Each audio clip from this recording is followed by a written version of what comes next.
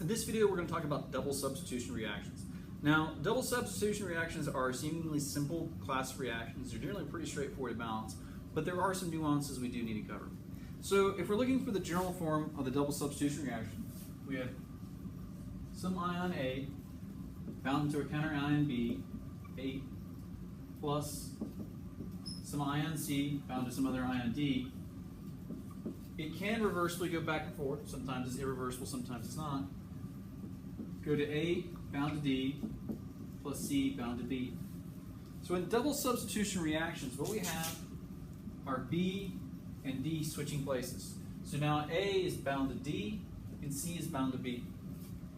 Simple example of this, if we have something like sodium sulfite in solution plus calcium chloride in solution going to sodium chloride in solution plus calcium sulfite solid. Now, when it comes to double substitution reactions, you got a couple choices on how to balance them. Easiest is generally just do an elemental balance. You look at what elements you have and just balance them one by one. Best recommendation, do oxygen last. It's a very social atom. It binds to a lot of things.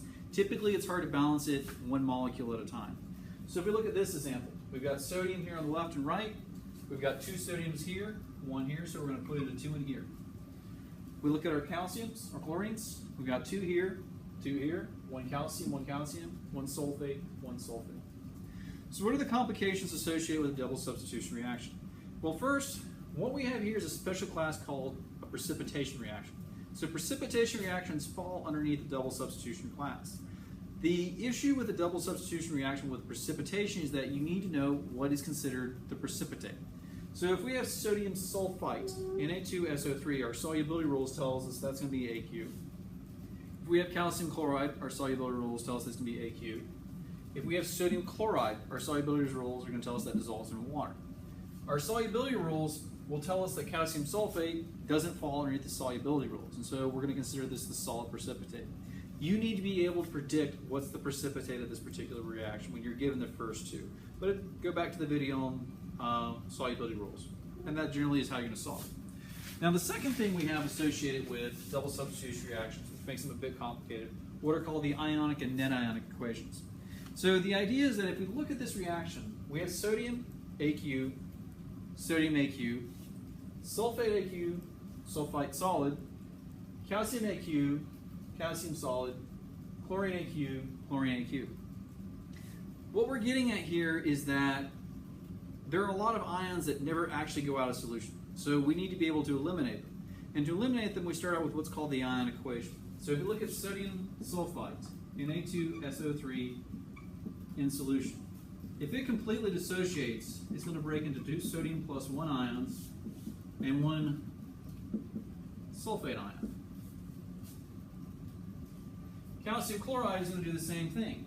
We have calcium, Cl2AQ. If it's in solution, it's going to break into Ca plus 2 AQ plus 2 Cl minus AQ. Sodium chloride, NaCl AQ, will break into Na plus Cl minus AQ.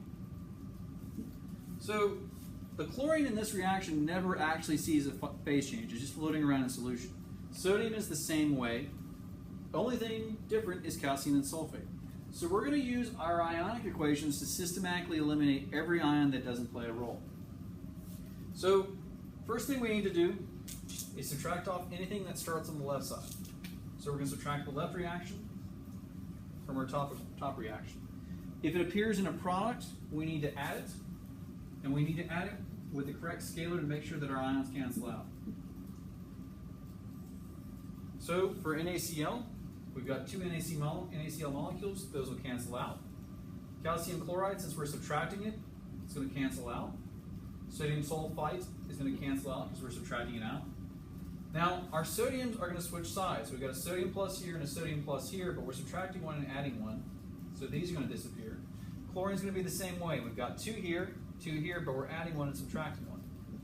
So when we finish, what we get is Ca plus 2 AQ plus SO3 minus 2 AQ goes to Ca SO3 solid.